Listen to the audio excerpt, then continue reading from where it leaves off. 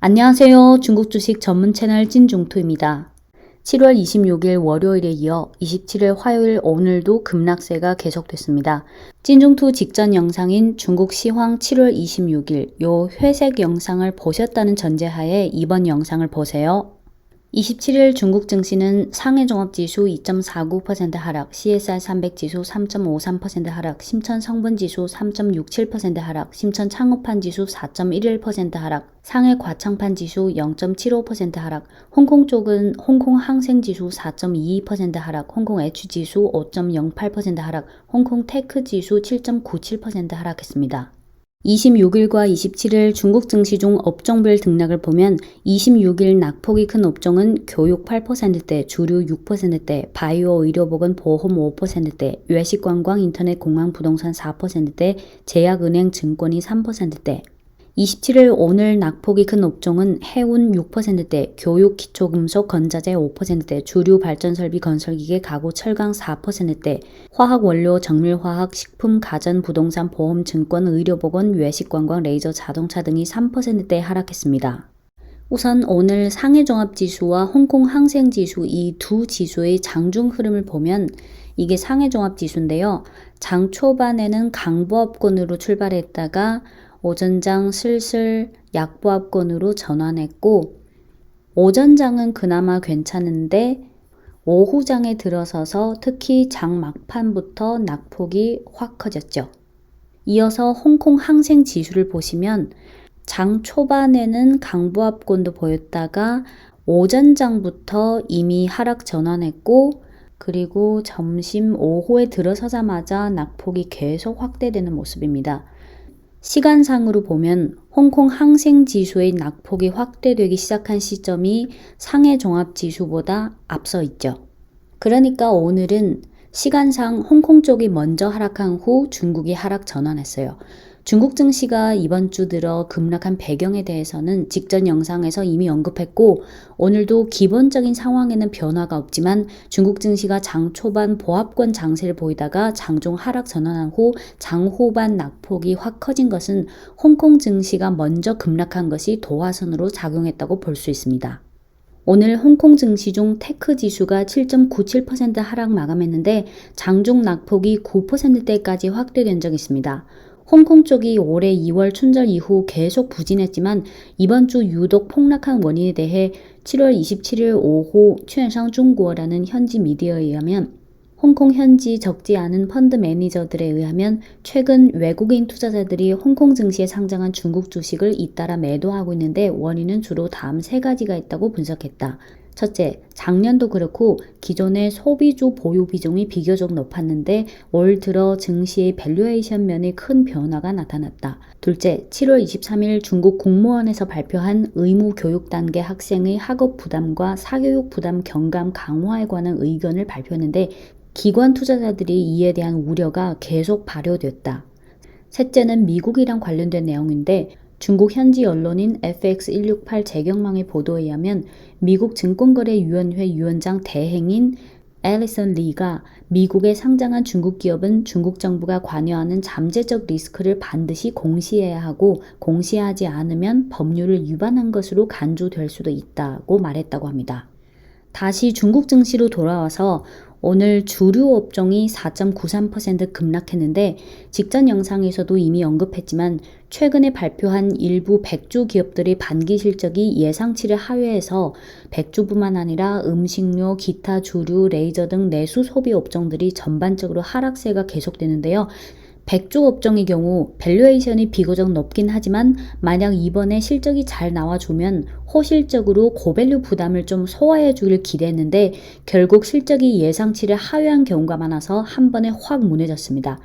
참고로 중국 증시 중 주류랑 음식료만 해도 중국 증시 시총의 한 10%를 차지하거든요. 제약 바이오 업종의 급락세도 계속되고 있습니다. 정부의 의약품 공동구매를 통한 계속된 약가 대폭 인하라는 정책 기조가 있고 또 7월 초에 국가약품감독관리국에서 발표한 임상 가치를 지향하는 항종양 약물의 임상 연구개발 지도 원칙, 즉 항암제 임상 시험에 대한 규범화 정책을 발표했다는 그 영향이 컸고요. 또 더 중요한 것은 증시가 전반적으로 급락하는 상황에서 지난 4월부터 6월까지 많이 급등한 제약 바이오의 차익 실현 매물 출회가 더 심하다는 거죠. 특히 이번 주 들어 야오밍 바이오와 야오밍 캉더 이 두 종목의 낙폭이 컸어요. 반면 7월 들어 아직도 버티고 있는 업종이 반도체인데요. 중국 증시종 반도체 업종 지수는 26일 어제는 0.9% 소폭 상승했지만 27일 오늘은 1.5% 하락했는데 종목별 차별화 현상이 좀 있었습니다. 중국 증시에 상장한 반도체주가 96개 정도 있는데 그중 오늘 상승 종목 수가 38개, 하락 종목 수는 58개였어요. 오늘 상승폭이 가장 큰 종목은 중심국제 SMIC인데요. 홍콩이랑 상해 과창판 동시 상장 종목이죠. 홍콩 종목은 5.8% 상승했고 상해 과창판 종목은 12.59% 상승했습니다. SMIC의 급등은 26일 어제부터 시작된 건데 그 전에 4월부터 7월 초까지 다른 반도체주, 예를 들어 장비, 소재, 패브리스, 자동차용 반도체 이런 다른 반도체주들이 급등할 때 SMIC는 아시다시피 오히려 계속 하락했죠. 하지만 7월 26일부터 급등한 것은 아직 회사 측의 공식 발표가 없는 확실한 내용은 아니지만 중국 현지 기사에 의하면 이렇게 써 있어요. 소문에 의하면 SMIC가 40나노 공정으로 화웨이의 OLED 드라이버 IC 위탁 생산을 해줄 수 있다. 화웨이가 자체 연구 개발한 OLED 디스플레이 드라이버 IC는 현재 시생산을 완료했고 올해 연말쯤에 고객사에게 납품하기 시작할 것 같다. 화웨이가 파운드리 공장이 없어서 OLED 드라이버 IC를 위탁 생산으로 해야 하는데 40나노, 28나노 공정으로 할 건데 위탁 생산의 가장 큰 가능성은 SMIC가 되지 않을까. 그리고 위탁 생산할 경우 관련 주문량이 아직 월간 몇백 장밖에 안 돼서 다른 파운드리 업체는 관심이 별로 없는 것 같다. 또한 OLED 드라이버 IC는 이익률이 낮은 편이라서 SMIC가 이 위탁 생산을 받아도 딱히 도움이 안 될 수 있다. 현지 기사 내용은 대체로 이렇고요. 아직 확인된 확실한 내용이 아니고 추측성 기사라는 점 참고하시기 바랍니다.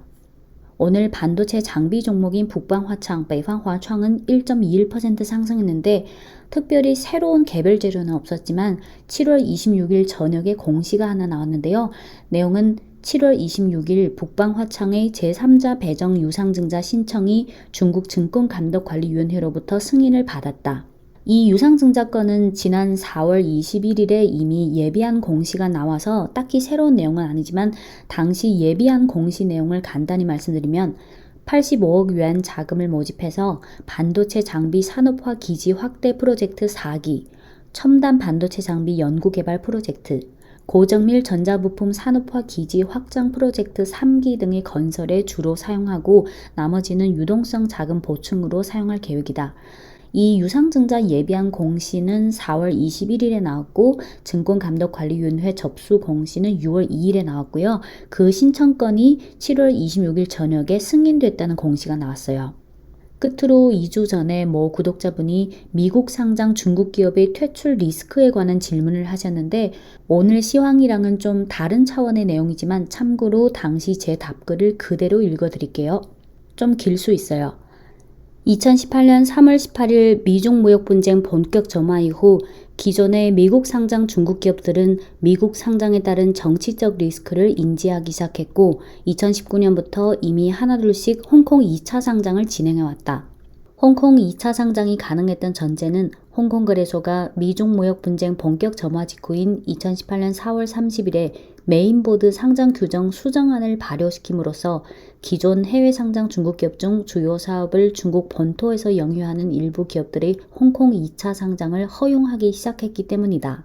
하지만 기존 미국 상장 중국 기업이 홍콩 2차 상장을 하고 싶다고 해서 다 가능한 것은 아니다.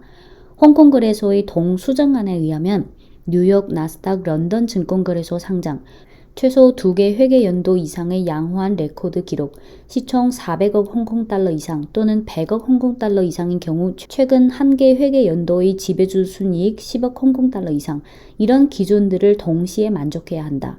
당시 미국 상장 중국 기업이 258개 있었는데 그중 홍콩 거래소의 동수정안에 부합한 기업 수는 약 23개 정도.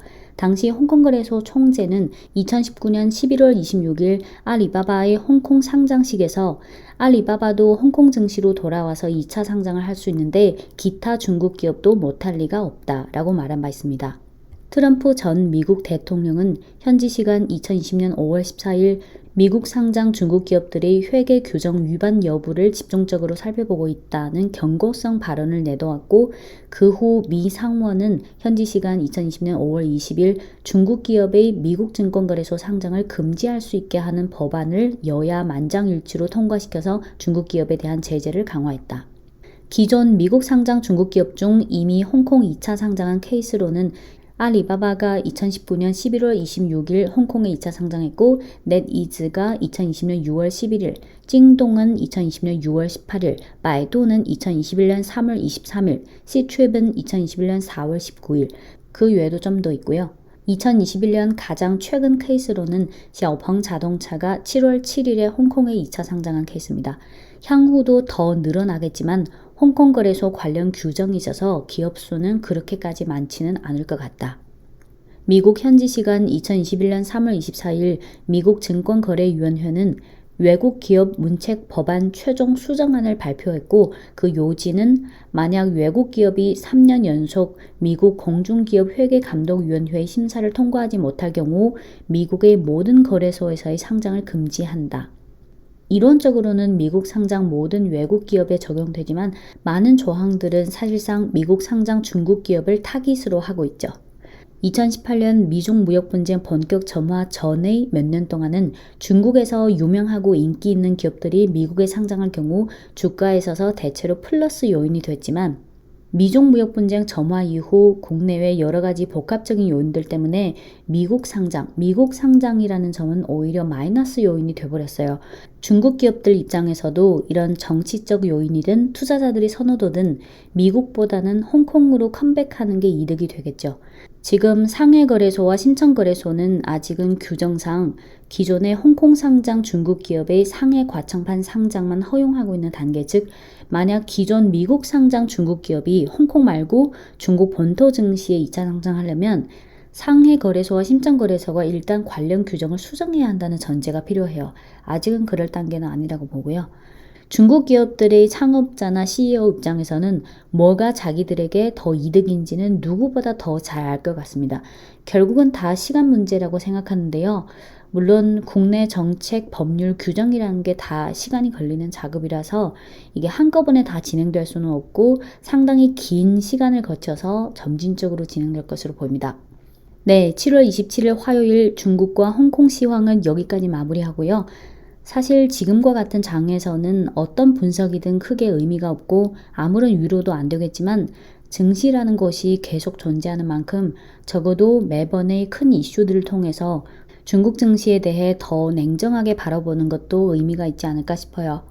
찐중토 과거 영상 중 7월 17일 업로드 영상인 이 중국 시황 7월 12일부터 16일 금주 들어 차익 실현, 방향성에 대한 고민, 이 회색 영상에서 제가 지난 4월부터 7월 초까지 꾸준히 반등한 업종 위주로 7월 12일쯤부터 이미 차익 실현이 슬슬 나오기 시작했다고 말씀드렸는데요. 제가 영상 제목을 금주 들어 차익 실현, 방향성에 대한 고민으로 짓긴 했지만 마음속으로는 이미 뭔가 불안한 느낌이 들어서 이 영상을 준비했거든요. 제가 단순히 며칠간의 현상만 보고 영상에서 단순하게 매도하세요, 매수하세요라고 그렇게 적나라하게 말씀드리기는 어렵겠지만 시황이라는 게 항상 변화되는 거라서 제가 요 회색 중국 시황 코너에서 말씀드리는 내용에 담긴 그 메시지들을 지금보다 좀 더 정확하고 섬세하게 캐치하는 그런 노력을 하시면 더 좋을 것 같습니다. 누구든 내일을 예언할 수는 없겠지만 적어도 매일매일의 시장을 모니터링하면서 증시에서 나타나는 그런 변화에 대해서는 조금씩 파악할 수 있을 것 같아요. 네, 끝으로 최근 새로운 구독자분들을 위해 찐중투에 대해 간단히 안내 말씀드리겠습니다. 찐중투는 중국 주식 전문 채널이고 주요 코너에는 중국 시황, 중국 산업, 중국 종목, 중국 산업 종목, 중국 증권사 리포트 읽기, 구독자 Q&A 공유, 중국 리더 인터뷰 보기, 중국 현지 일대일 토크 및 중국 현지 증권 방송 보기 등이 있는데 이 중 메인은 시황, 산업 종목입니다. 기존 구독자분들은 잘 아시겠지만 찐중투는 요 썸네일 색깔로 각 코너를 구분하고 있습니다. 예를 들어 회색은 중국 시황, 파란색은 중국 종목, 주황색은 중국 산업 종목, 초록색은 중국 증권사 리포트 읽기 등입니다. 네, 지금까지 찐중투였습니다.